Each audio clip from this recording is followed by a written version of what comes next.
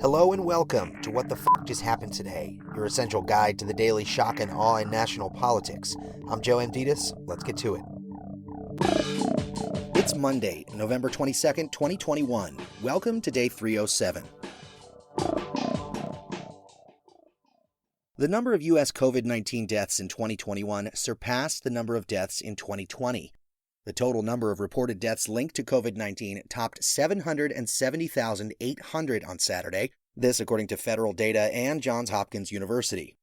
New cases, meanwhile, are increasing, with the 7-day rolling average ticking up to more than 90,000 cases per day after dropping to about 70,000 last month. More than 30 states are currently seeing sustained upticks in infections. Meanwhile, more than 90% of the 3.5 million federal workers are in compliance with the Biden administration's vaccine mandate. Roughly 90% of workers have received at least one shot, and the other 5 have requested a medical or religious exemption that has either been approved or is pending. Workers who are not in compliance will receive education and counseling with the goal of getting more federal workers fully vaccinated. Workers who do not get vaccinated or secure an approved exemption could ultimately be terminated. Moving on, Biden nominated Jeremy Powell for a second term as Federal Reserve Chairman. Powell, a Republican, was originally appointed to the Fed's governing board by Obama and was later elevated to the chairman's post by Trump. Under Powell's stewardship, the Fed set aside its practice of raising rates to preempt inflation and instead has kept interest rates near zero to stimulate a faster recovery following downturns like the one from COVID-19. Inflation, meanwhile, has reached a 3-decade high, with the Labor Department reporting that prices in October were 6.2% higher than they were a year ago. Biden also nominated current Fed Governor Lael Brainerd, who's seen as a leading contender to eventually replace Powell, to serve as vice chair. In Wisconsin, Senator Ron Johnson publicly urged the Republican-controlled state legislature to take over the running of federal elections and to direct local officials to ignore election guidance issued by the bipartisan Wisconsin Elections Commission. Johnson, a Republican, claimed that the Republican control of Wisconsin elections was necessary despite previously acknowledging that there was, quote, nothing obviously skewed about the results, end quote, of the 2020 presidential election. Johnson baselessly accused Democrats of cheating. Last month, a report on the 2020 results that was ordered by Republican state legislators found no evidence of voter fraud. Johnson's push comes after a Republican member of the state assembly formally proposed decertifying Wisconsin's election results, and a Republican sheriff in Racine County called for 5 members of the state's 6-member election commission to be charged with felonies because they waived a requirement to send poll workers into nursing homes during the pandemic. Biden won the state of Wisconsin last November by about 21,000 votes. In 2016, Trump won Wisconsin by about 23,000 votes.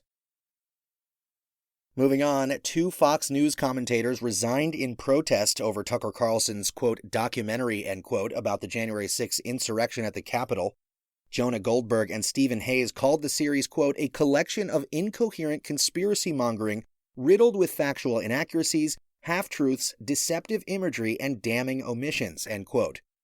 The 2 longtime conservative commentators concluded that the, quote, voices of the responsible are being drowned out by the irresponsible, end quote, at Fox News, adding that Carlson's 3-part series relied on fabrications and unfounded conspiracy theories to exonerate Trump supporters who participated in the riot.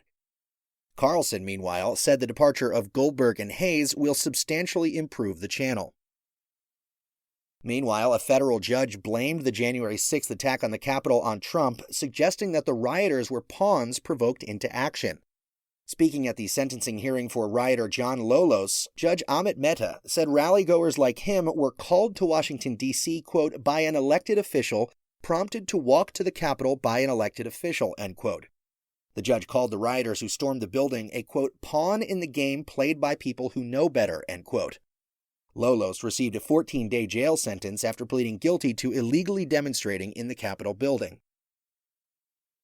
Meanwhile, organizers for the January 6th rally at the White House Ellipse coordinated closely with the White House, according to leaked group text messages. The messages from Amy Kramer and her daughter Kylie Jane Kramer detail their coordination with Trump's team on the rally, including an in-person meeting at the White House, working with the team to announce the event, as well as promote it, and grant access to VIP guests. Quote, "We are following POTUS's lead," Kiley wrote to the group on January 1st, before the Ellipse rally was publicly announced. 2 days later, March for Trump organizer Dustin Stockton texted the group chat to ask who was handling rally credentials for VIPs. Kiley replied, "It's a combination of us and WH." The House Select Committee investigating the attack has subpoenaed documents and testimony from both Amy and Kiley Kremer. Congressional investigators have also reportedly obtained tons of group chats from the organizers. The House Select Committee also subpoenaed 5 more people, including Roger Stone and Alex Jones. The committee has asked Jones and Stone to provide testimony by December 17th and December 18th, respectively, and to provide the panel with requested documents by December 6th. The committee is also demanding records and testimony from Dustin Stockton, Jennifer Lawrence, who was also involved in organizing the rally that preceded the Capitol riot, and Taylor Budowich, who organized an advertising campaign to encourage attendance at the rally. The panel has subpoenaed more than 20 witnesses and has interviewed more than 150 people across government, social media, and law enforcement. And finally, the United States, for the first time ever, was added to a list of backsliding democracies. This according to the International IDEA's Global State of Democracy 2021 report. The report says, quote, "The United States, the bastion of global democracy, fell victim to authoritarian tendencies itself and was knocked down a significant number of steps on the democratic scale." The report also pointed to a visible deterioration that began in 2019. The report continues, quote, "A historic turning point came in 2020-21 when former President Donald Trump questioned the legitimacy of the 2020 election results in the United States," end quote. More than a quarter of the world's population now lives in democratically backsliding countries. That's all for now. You can find the links and sources for all of these stories on the main website. And as always, visit whatthefjusthappenedtoday.com for the latest news and headlines. Until next time, I'm Joe Amditas.